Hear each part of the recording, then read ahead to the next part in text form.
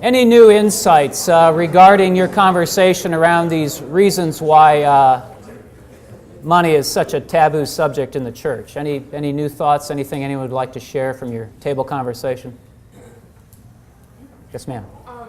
I would just, for me, the money is private, is key, but not because of a sacredness as much as shame.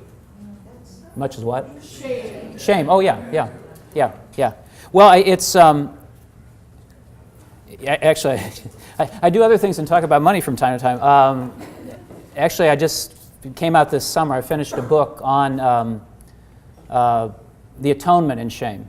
And I'm arguing, traditionally in the church we've talked about how the work of Christ deals with our guilt. What I've tried to do is now bring that to the shame. And actually, again, the transformed imagination, when you start reading the New Testament in terms of shame, holy moly, it just all opens up in a new way. I don't say a lot about money, but money's connection, of course, is its status. I mean, status, honor, and shame is about status, how we measure up. You need another person to feel ashamed. You can feel guilty on your own, but you need somebody else to feel ashamed. And so with money, of course, as being the primary measurement, I'm going to say a word about that here probably, maybe before lunch, but after lunch, thank you for bringing this up, because this really, I think, hits on one of the real secrets of why it's private. The privacy, just like anything dealing with shame, is we do not want this known. This is too important, and all of us are going, I shouldn't say all of us, but a lot of us, not us in this room, but everybody else out there, is we want to project an image. We want to be looked well upon. I mean, listen, we bear the image of Jesus Christ. It is natural for us to be honored. All right? But that gets all twisted and warped, with all of our stuff. So the shame thing has to do, and money's problem in one sense is it makes too much sense. It's an easy way to measure. Its problem is it wants to measure things that it doesn't have any business measuring. That is our value as human beings. But that doesn't stop us from doing it. And so we do it about others and we do it about ourselves. Well, is it any wonder then we don't talk openly about this? Because we're terrified of being found out. Maybe you don't even want to share your tax returns. That's all I'm going to say about that.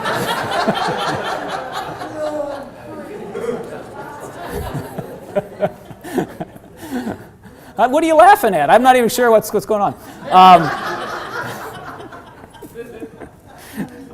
I have a huge amount of money in the bank, though. I want to make sure you know that.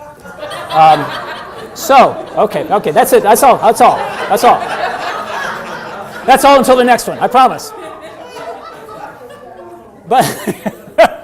But the point, and I do have one, is that we do, and most of it is unconscious.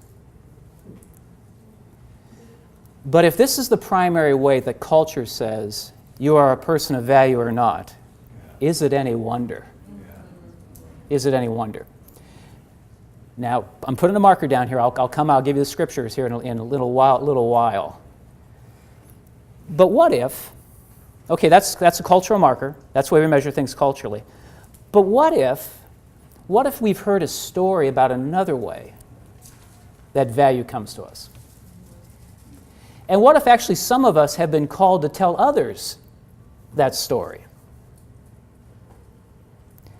Well then, isn't it wise that we ought to be able to address that conflicting story in the light of this other story? As I said earlier, as Father Wesley has taught us and others along the way, there's not a human being who enters this world untouched by the love of God, the grace of Jesus Christ. And whether you have money or not have money, that can't be changed. So, isn't that good news, as we say? So, if you never address these things, how do you really get to the heart of what keeps people up at night? Or, as I said, what worries them?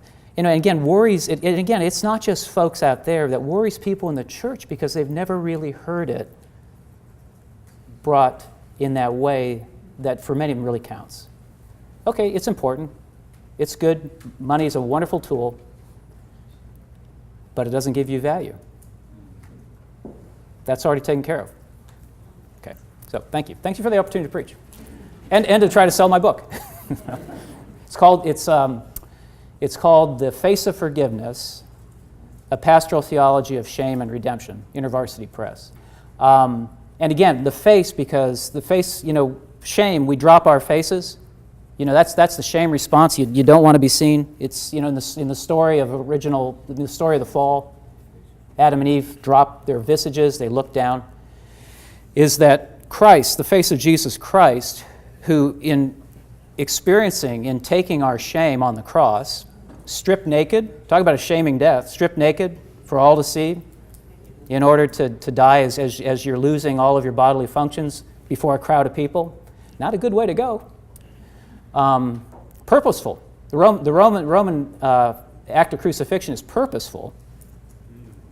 So to deal with our shame, so the face of Jesus Christ is that he reveals to us the true face of God, who loves us and who bears our shame as well as our guilt. So anyway, that's what I'm doing with that. Okay. So thank you. Thank you for that opportunity. No extra charge. Okay, well, anything else from the group? But thank you. That was the first response, wasn't it? Okay, it'll pick up from here. Anyone else on your table conversations? I mean, one of the great secrets of people and money, and I serve in an affluent area, is like where you invest your money. And I'll never forget it into eternity when we were, that's one of the wealthiest families. They had blown their money on a false Ponzi scheme. Mm-hmm. They went from being the wealthiest family in the church to winning the bottom. And I was serving with Senior Pastor Joe DePaulo, and that's where sacrament came. That was the day for communion, that first Sunday in January of 2009.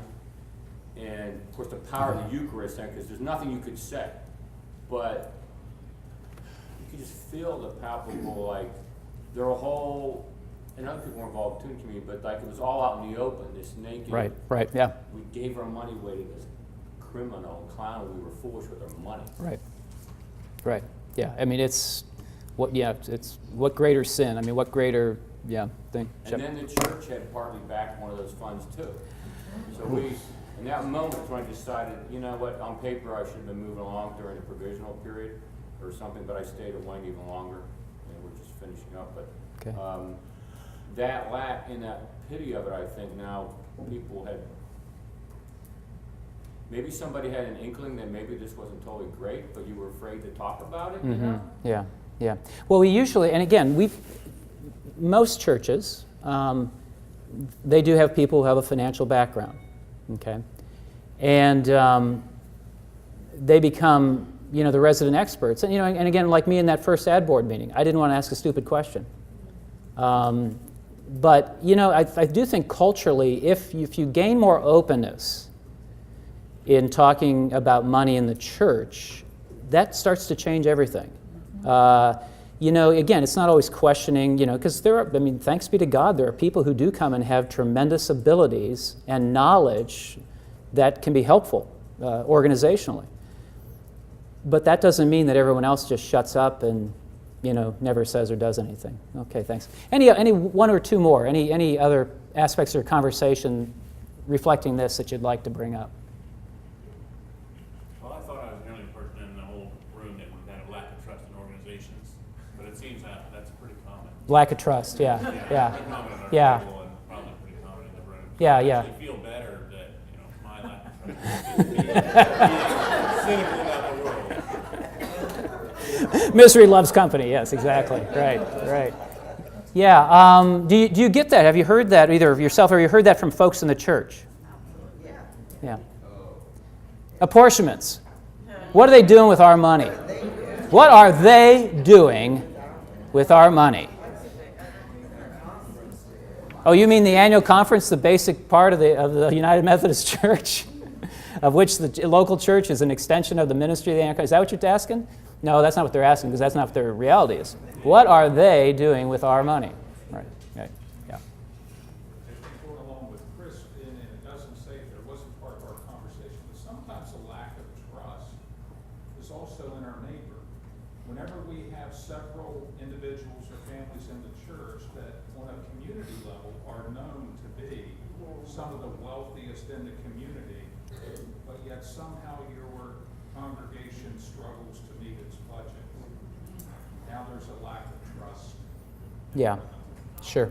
Yeah, it builds and builds upon itself.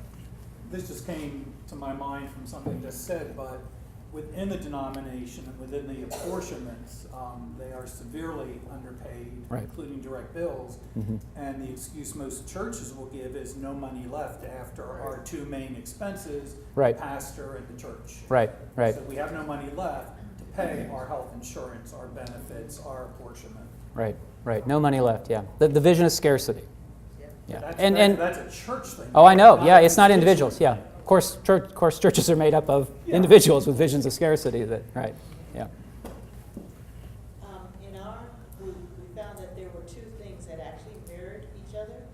One was that mindset of scarcity, and the other is the overwhelming, crushing debt that we as clergy have. Yeah. So that scarcity mindset is in both areas. You may have it, but you feel like you gotta hold on to it because you don't know when you might have it. Or you don't have it, so you gotta live hand to mouth, Right. with the thought that when you get it, you've gotta keep it because you might not have it again Right. in the next year or two. Right. Yep. They go together. Yep. Ken? You talked about almost at any level of giving, there's a tension between my generosity and my being grasped by the consumer society. And sort of maybe concluded that if you don't have that tension, then you're not paying attention. If you do Right. have attention, maybe that's a sign of the disciple. Yeah. We're going to talk. We're going to spend a little time talking about Wesley's sermon. That's right at the heart of it. And so we'll chat a little bit about that at that point. What do I actually need, and what is the purpose in gaining? Yeah. Anything else? I got to tell you, and we'll say more of this. I don't know what on earth John Wesley would do if you plopped him right down here in the middle of our thing. I mean, he'd have a conniption. He would just. He'd have a credit card. Yeah. But no running balance. Yeah. So we'll talk about that a little bit. All right. Well, I think hopefully then we've established the case that culturally we tend to be very quiet about money. On the sacred nature, one of the, and I quoted in the book, but one of the best summary statements I've ever heard of that about the sacredness of money comes from the French sociologist, kind of / philosopher / theologian, Jacques Ellul, E-L-L-U-L. And Ellul says in Western society, because again, not all cultures have the same hesitancy about money talk. This is particular to us. Ellul says, well, actually there's a fairly straightforward reason for why Western people are so hesitant to talk about money. He says, actually, it's simply a matter of anthropology. It's a very human quality that when one finds oneself in the presence of one's God, the first thing you do is to become silent. That is that very uncomfortable moment of holding your wallet out and realizing how important it is, and then the anxiety produced by actually letting someone else, take your household God away from you. It's pretty telling. I mean, again, it's obviously hyperbole, but maybe not all that much. If we're looking to God to preserve us, if we're looking to God to save us, if we're looking to God to sustain us, maybe not all that much hyperbole. Go ahead, one more thing. And along those lines, I would say into my 6th or 7th year serving in ministry, I found myself uncomfortable but not really sure where to go with the conversation. That if the apex of our Protestant worship is the preached sermon, if not the second apex and maybe the more complete one is that the pastor literally holds the offering plate up. No, and I'm very serious Yeah. because I mean, like, when I think about having young kids or having young kids, you're saying that they have nothing to offer before God, because the only way that in many of our churches we offer ourselves is in what we hide in those envelopes. And we refuse to put our names even on the front of them. We have to have it like Numbers. coded by numbers. Right. and, Yeah. Yeah, it's interesting, And isn't I've not really known what to do with that. Yeah.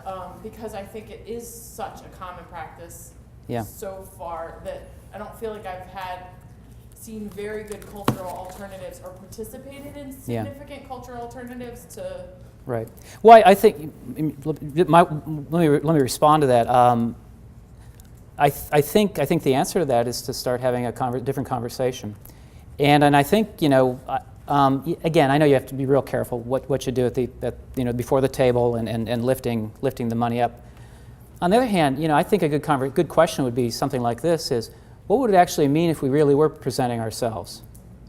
What would that actually mean? I mean, again, obviously not the entirety of ourselves is in that plate, but what is this a sign of? Is it a sign of our willingness to be used completely? Is it a sign, or a lot of times, are we tipping, the preacher? Is it is it about? We'll talk about rational reasons for giving. I mean, is it simply a bad habit? I've given $5 a week, since I was 12, and it was good enough when I was not 12 but 20, and it's good enough when I was 20. It's good enough now. What does that mean?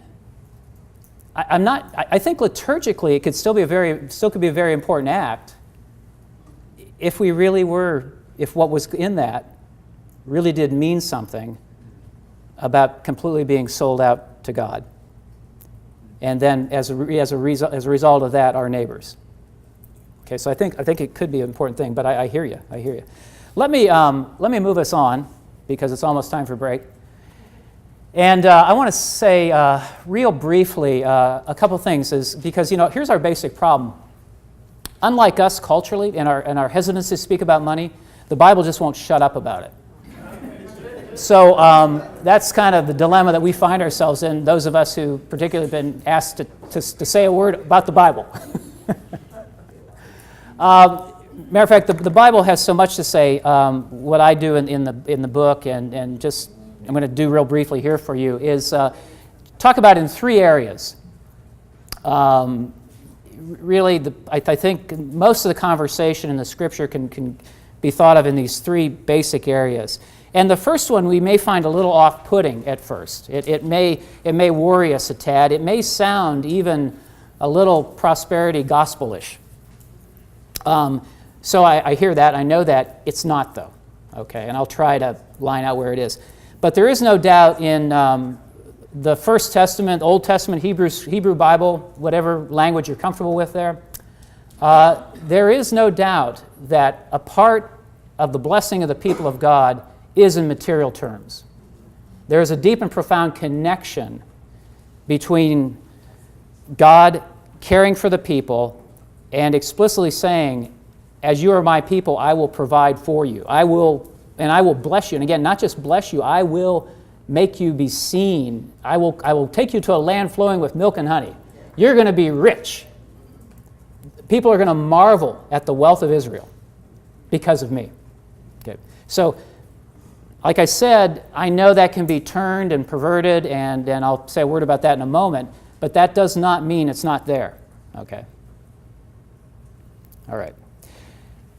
So, one of the great old Sunday school stories that kind of is the epitome of this is when the Queen of Sheba visits Solomon, and she's just marveling at the temple and marveling, what a cool house you got here, Solomon.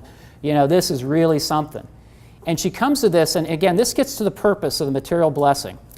She comes and says words to this effect: having noticed the wealth and opulence of Solomonic Jerusalem, she says, surely the God of Israel must be the true God. So the purpose of material blessing isn't so that we can have a bunch of stuff. It's that people who do not know the God of Israel might come to realize that God really does have the power to do what God promises to do. Okay? It's a witness to the God. So I just was talking to a group of Methodist preachers over this weekend, last weekend, and I had never thought about this, but I want to call this little section, so, okay, on material blessing is, okay, let's call this God's gift acceptance policy. And I'm going to say more. Now, you will, at some point, Andy, they'll talk about gift acceptance policies, I assume. Okay. Well, let's see, in the First Testament, this is God's gift acceptance policy. That is, God rains down, pennies from heaven. God gives money. God does not give money, but God provides blessing. The people prosper. Sometimes. So here's the thing, though. The material blessing is located within the covenant. Okay? And so here comes the gift acceptance policy. If, Israel, you accept the material blessing, then here is my expectation. Okay. So God puts restrictions on the gift. You'll hear more about that at some point too. Donors can restrict their gifts. This happens all the time whenever somebody writes a memo in a check for the building program, for the youth trip. They have restricted the use of that money. Now, should you use it for another purpose? Well, don't use it for another purpose. That's not a good thing. And it's one way of seeing what unfolds in Israel's history is they insist on ignoring God's restrictions placed upon the gift. And what they ignore most offensively is when God blesses material, the primary proviso is it's so that others will come to know me, they'll know the true God, and it's so that the poor in the land shall be cared for. So that introduces all these weirdo agricultural practices that in one sense make no sense whatsoever in a sterile land like Israel, in our terms. You're not dealing with Iowa, okay? This is a place where it's hard to grow things. So the idea of when you harvest, don't take it all, what are you talking about? And God says, I'm glad you asked. I'm talking about allowing the gleaners, those who do not have, to have. Because this is my purpose. I'm giving this to you so that you can help others. Okay? And people will come to realize that I can do what I say I can do. Okay? They'll know that I'm the true God. Okay, gift acceptance policies, the restrictions placed on that. There's another proviso, though, too, and this is what separates us out from prosperity gospel. God is not a vending machine. God makes covenant. God has purpose. Unlike us, God doesn't always go around saying, it's a different day, what do I do today? There's purpose, there is consistency, there's grace.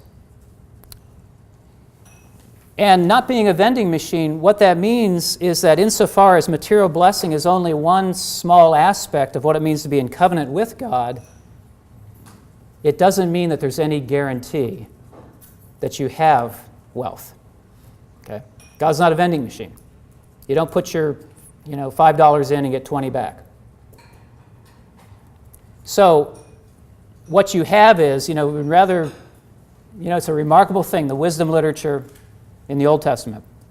So you got the Psalms. We're Americans. I think everyone's an American in here, or we live all in America. We're akin to the culture. There's something about the American DNA that likes this whole sense. It goes back to, up the road here in Philadelphia, it goes back to old Ben Franklin. The adages of Poor Richard. The thinking of, a good day's work is its own is rewarding. Is you work hard, you prosper.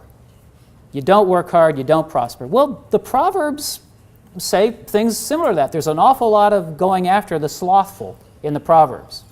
The person who doesn't care enough to work. That's a problem. So you got all that, we're American, we like the Proverbs. That makes sense to us, we get it, I like it. Good deal. Preach it, preacher. It's good words. Turn the page, or actually go before it, back a little bit. You get the book of Job. So right there in the part of Scripture we call the wisdom literature, you have the deconstruction of the book of Proverbs. Because there's poor old Job who didn't get to read the first chapter of his book like we did, who has done exactly what God said. I mean, part of Job's complaint, I did care for the poor. My wealth was used to take care of those who did not have. What's going on here? Okay? And then Job's friends show up to ask Job, well, have you read the book of Proverbs, Job? Because obviously there must be something wrong, some unexamined, some unknown sin, some unwillingness to repent. And there, right in our wisdom literature, is the book of Job that reminds us sometimes the righteous prosper and sometimes they suffer. Because, as Job finds out before the epilogue, where he gets double back, we like that part. Before the epilogue, Job is content. And he's content in a very odd way. Because, he's always been complaining the whole way through about his day in court. He wants to be heard. He's got this case. He knows the way it's supposed to work. You're prospered and you care for others and it's supposed to keep going. But it doesn't. He loses everything. So he wants his day in court, and lo and behold, God shows up, right? And hasn't apparently heard, though, that the way this is supposed to work, because he starts peppering Job with questions. Who are you? Yeah, who are you? Where were you? By the way, where were you? And again, the wonderful thing there is it turns out that Job really wasn't primarily interested in getting his stuff back because he was a righteous man, but he wanted to know that God was there. And so no answers whatsoever. And having girded his loins and asked to answer his questions, no answers. But what we get is Job saying, I have spoken of things too wonderful for me. Therefore I repent. Okay? No stuff. But covenant is there. God is still there.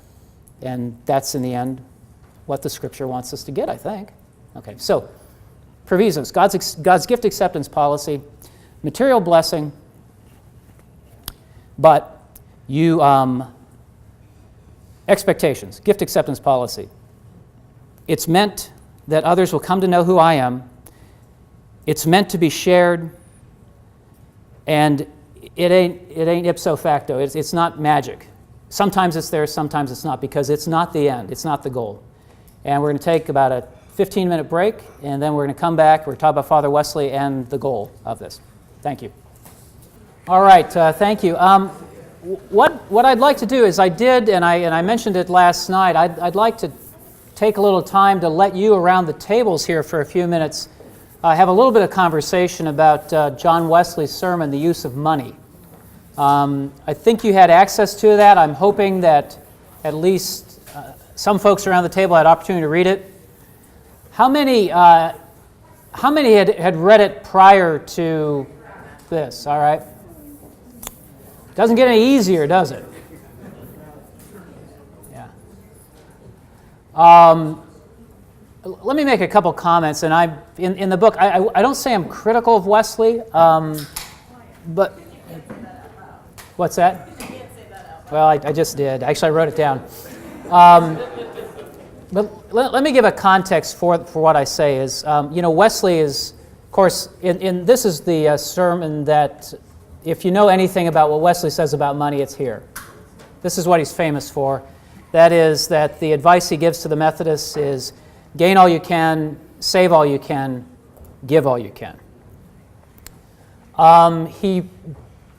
in the standard sermons, there's a couple of other sermons, the danger of riches and the increasing danger of riches, words to that effect. So you're getting the gist of it? Actually, the last published sermon on Wesley, and I'm not sure if it's the increasing problem of riches or the danger of riches, he says in there, as an aside, there's almost kind of a tragic, not tragic, but that's kind of a sad sense to it. It's the old man, he's coming down to the end of his ministry, and he says that he can count on one hand the Methodists who took his full counsel on money. That is, they earned, they gained, and they saved, but he was not seeing the giving. A couple observations on that. I think probably the early Methodists, 2 out of 3 ain't bad, right? Okay, thank you. I'll pause now for the laughter to ensue. But you're laughing inside where it counts. But the other thing too was, I guess what it makes you realize is that we have a long Methodist tradition of not listening to John Wesley. What? Yeah, I know. So come Sunday, you can say, folks, I got news for you. I don't know if it's good news. I got news for you. Turns out you are traditional Methodists. Don't let anybody tell you that you're liberal or avant-garde. You are traditional Methodists because you don't give much better than the first ones did, according to John Wesley. Now, I want to make two more observations, and I want you to have kind of a conversation around it. And I'm probably, all I can tell you is what I think.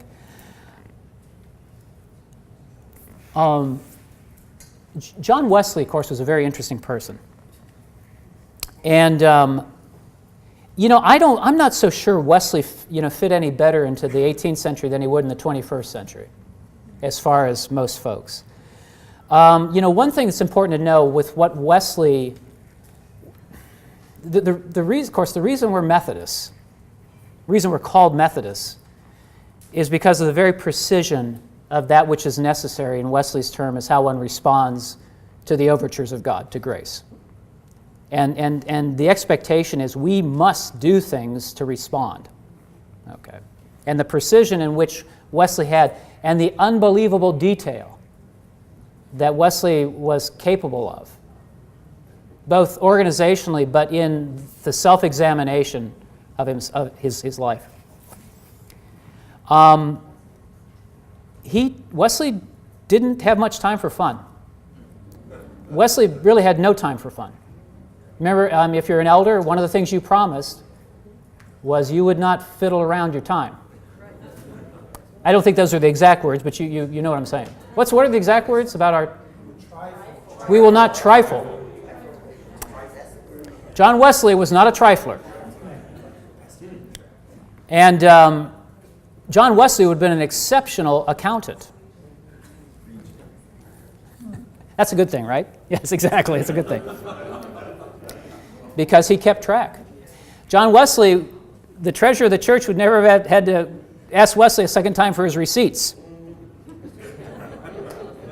He'd have had them.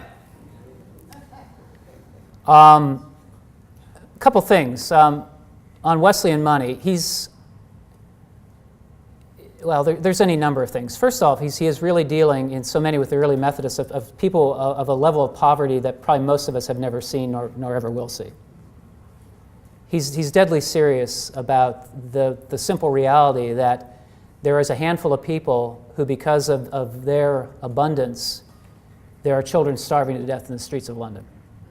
And he knows there's a connection, and he knows that God has a gift acceptance policy, and he wants people not to go to hell. There it is in a nutshell. So he's deadly serious about the use of money. The other thing, too, is in spite of what maybe sounds harsh to our ears, it's important that you know this. There's a wonderful story told about Father John. He was at a dinner, and there were some wealthy people there, and somebody knew, because Wesley flat out says is this idea of adornment. You got a ring on your finger, that means somebody's going hungry. There's in Wesley's mind, there's a direct relationship to us having things we don't need and people not having enough. Okay, direct. Wesley's sitting there, this fellow who knows this, and he's not a very nice person, probably a Methodist, takes a woman's hand who's sitting there with a nice ring on her finger and puts it in front of Wesley's face and says, "What do you think about this, Reverend Wesley?" And Wesley's response was, "It's a lovely hand." So, he writes and preaches this and he means this, but when he's dealing with individuals, he's not a finger shaker. He's a person who wants people to believe in the reality of Jesus Christ and to be transformed as a result. So keep that in mind, that image of "it's a lovely hand," as we read some of the tough things. Okay. So I want to put this in front of you then. Have a conversation about this. John Wesley, good accountant that he was, bookkeeper, you know, the story is that as far as cash in the bank, there are 6 one-pound notes left when he dies. Those are given to 6 poor men to carry his body to the grave. So Wesley goes into the earth, the account is closed. That's what John Wesley means by "give all you can." Let that sink in. That's really what he means by "give all you can." He does not see that as a special vocation for himself. That's really what he means by "give all you can." I don't think it ever crossed John Wesley's mind that when he said he could count on one hand the Methodists who took his full counsel, that maybe that was a standard that was just really kind of beyond where a lot of folks would be or could be. That actual to the penny and done. So I want to put that out there. Okay, so then what do we do with this as United Methodists? What we could do is what Methodists have always done, we've ignored it. We've just fairly flat out ignored it. And I do think, and I say this in the book, that I think because it's such a hard saying, that the tradition among Methodists is don't pay any attention to it and we'll just figure it out. The problem is then that means that's a part of our silence as Methodists. We've never really had any significant tradition of gain, save, give, if by giving it means that to the penny everything is given away that you didn't need. And what you of course, one pair of shoes, wear them out, and that's how you know it's time for another pair of shoes. That's Wesley's understanding of this. Okay. So I'm just kind of letting this wind out here as the difficulty of this so we can have a conversation. Are there principles here? Because I do think there are, but I want you to talk about it. I'll say a little bit, but I want you to talk about it.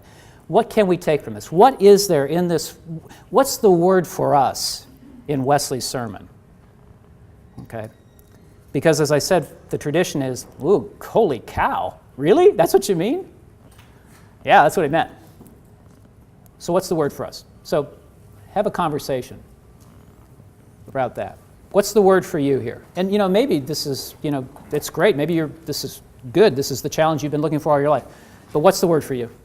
All right, let's come back here. We're going to keep talking about him, but let's have a group conversation here, the large group. I'm glad there's a conversation going on there. What's the word for you? What's Wesley's word for you from this text?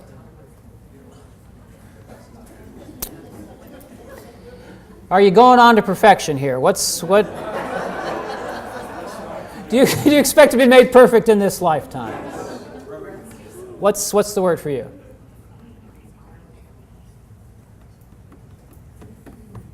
You are good Methodists. This is pretty much it. Yeah. Don't be wasteful. Oh, I'm sorry. Okay, don't be wasteful. Don't be wasteful, right. He was not wasteful.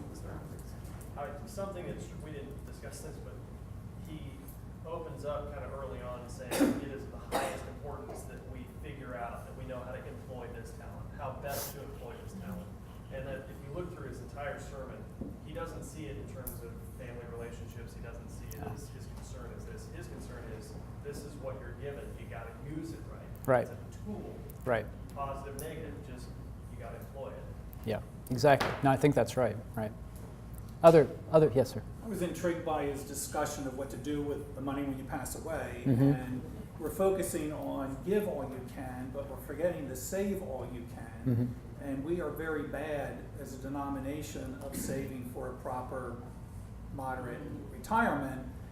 And then what do you do with your 401k when you pass away? Do you leave it to the wasteful kids? Do you leave it to the church? Blah, blah, you know, so that save all you can Mhm. piece, we want to keep that in our minds as well as the Mhm. give. Yeah. Because he balanced the sermon. Right. Well, the 401k you don't want to leave to the kids because there's a tax liability associated with that. So, but I don't think that's really Wesley's point there. But yeah, and and actually, I think Wesley's word there, in spite of you're just going to make them awful if you give them money, is a good one, because I do think there's sort of a mindset that no, you have to leave everything to your heirs.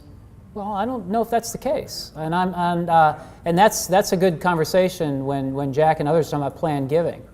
Are we willing to challenge people of means? And again, we're not talking about super wealthy people. We're talking about middle class folks who have made a good living. There's money that's left. Is it appropriate? I mean, I think Father Wesley does have a word there. Is it right that all goes to children? Are there other things that God would have you do with money? Approximately, and sometimes I know this is hard for us to believe, but again, we're talking about average middle-class folks. Most of our assets, the vast majority of our assets, are not liquid. They're not the cash that we have available to us. So, I think some statistics say 90% of our actual financial value, monetary value, is not liquid. It's not something that you quickly get your hands on. It's homes, it's all the stuff you have in your house, it's collections, cars, what have you. But almost 95% of money given to the church comes strictly from liquid assets. So there is a lot of room for talking about planned giving, and a lot of ability that could be given, and I do think actually you got a word from Wesley there, that you should be thinking about this in a way that it's not just that you have done your part and you gave maybe even a percentage, maybe even a good percentage of this, that there isn't other things that Christ would call us to give. And I don't just mean to the local church, but wherever, that you've both saved. Because when he talks about saving, it's to care for your family.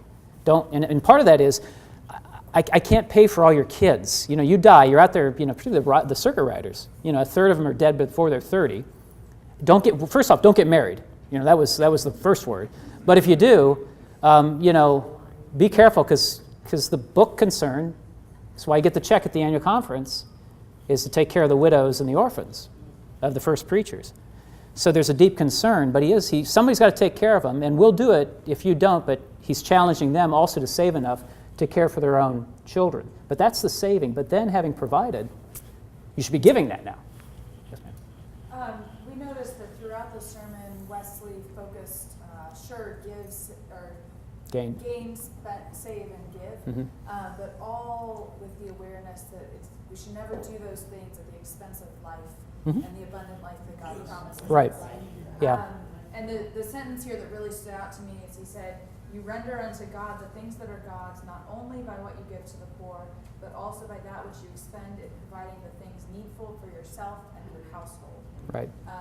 And so my lingering question, which I suspect you can't answer right now, Good. is how do we define what is needful? Yeah. So that we can be faithful. Right, that's exceptional. I couldn't say it better myself. That's the word, and I think what we have is because we have Wesley's example, which is such a stringent one.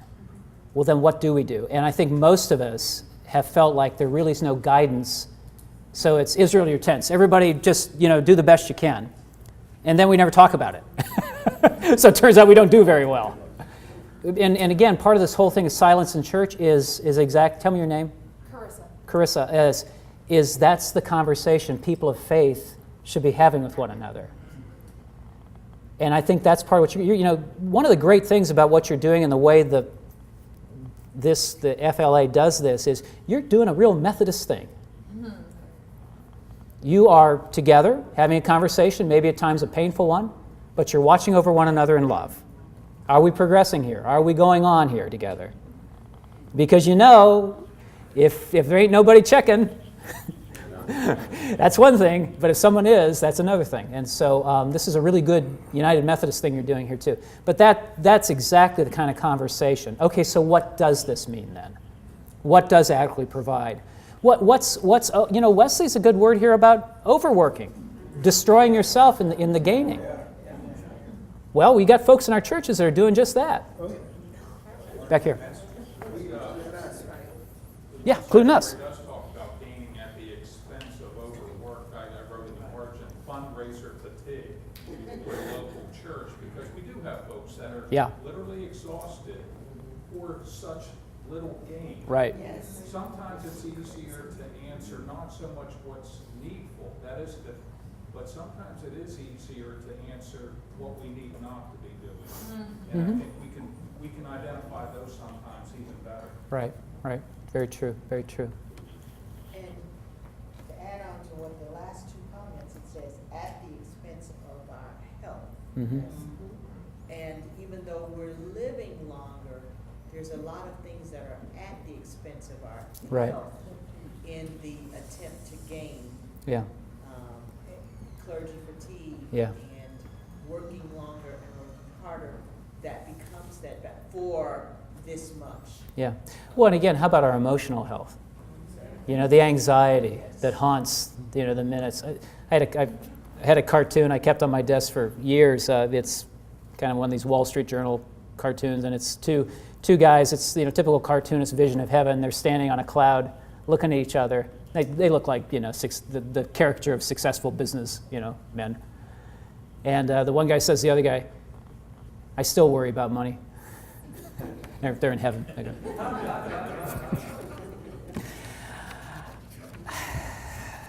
I may just not try again. So.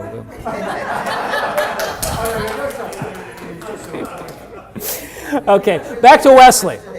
But so our health. So that this ongoing kind of buzz behind life of pursuit.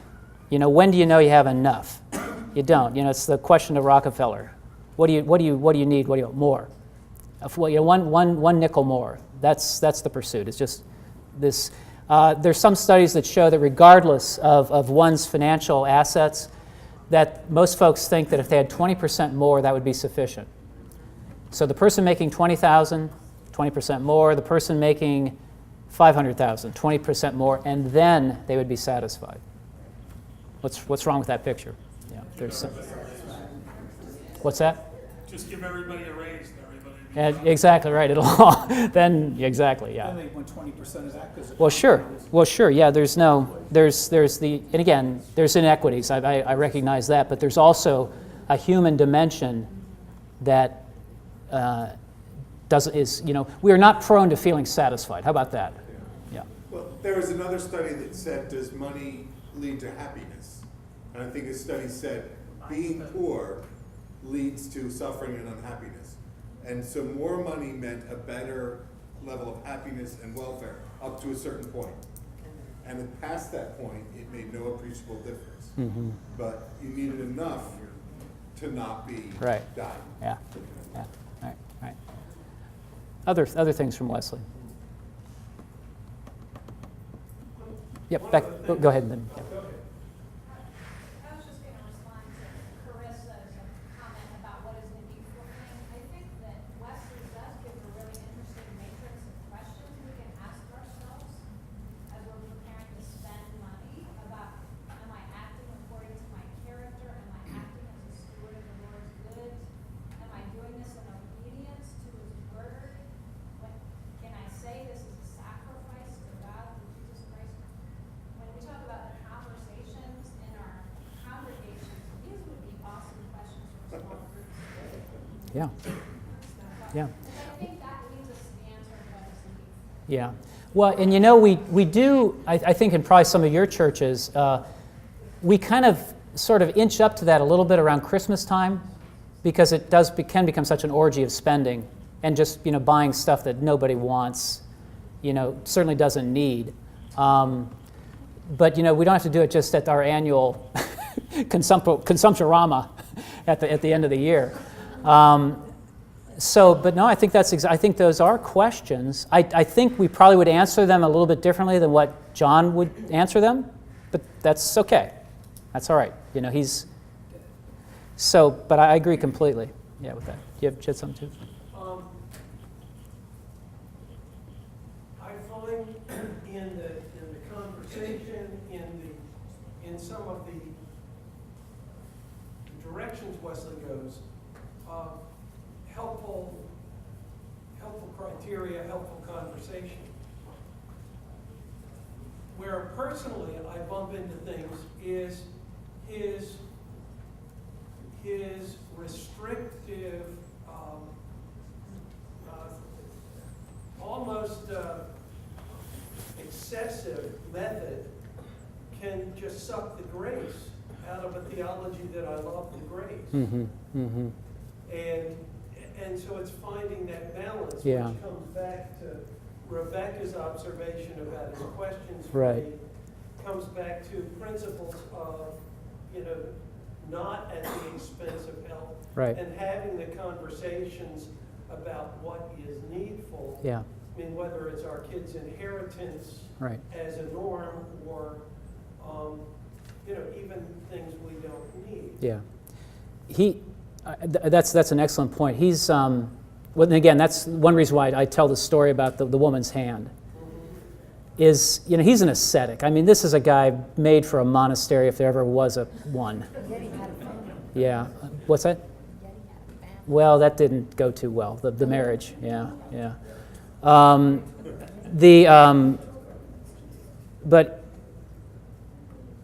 one sense, in spite of that, though, there is grace. That's the thing. I guess that's the point I wanted to make. Is there's this hard saying, but in conversation with other human beings, there's this generosity of not just of whatever financial, but of spirit that really does want to begin where people are, and yet there's this edge. Now, part of it too is the father spent time in debtor's jail, so you don't have to have a degree in psychology to see that, in spite of if ever there was a person who believed in the abundance of God, it was John Wesley.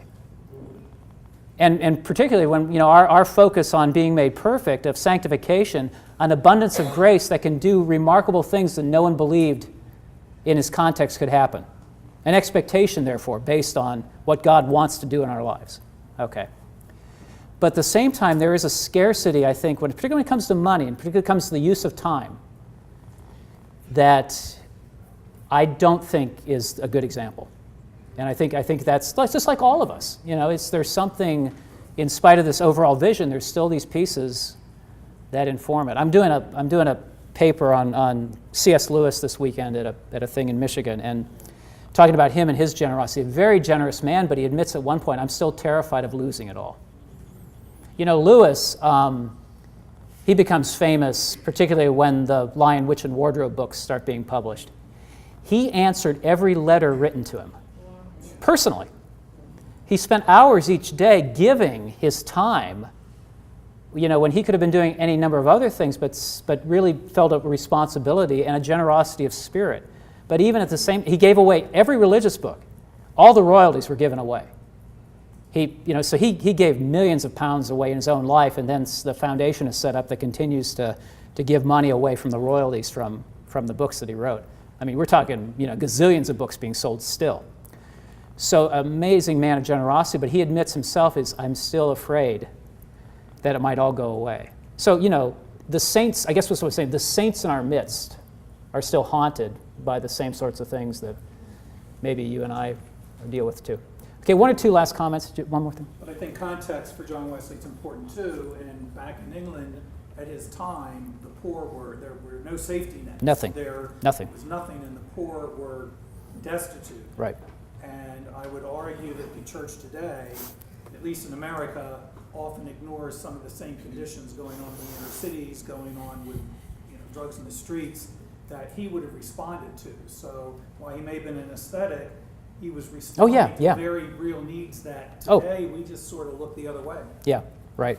Yeah, no, it's absolutely, yeah, and again, he didn't belong in a monastery because he was a person of the people, and right, no, that's true. Back here? Probably don't want to go into this conversation, but the tension that I feel heavy a lot is, the notion that because you're a person of faith, you should be able to live with less. Uh-huh. And so churches believe their pastors should be able to live with less. And parsonages are maintained. Mm-hmm. And so then as the person living in the parsonage, the tension between living modestly and being a role model for that in every way imaginable. And so what do you say when your parsonage is not suitable? Right. Or not healthy? Mm-hmm. And how do you do that? Because you are the person that's supposed to be modeling living with and so forth.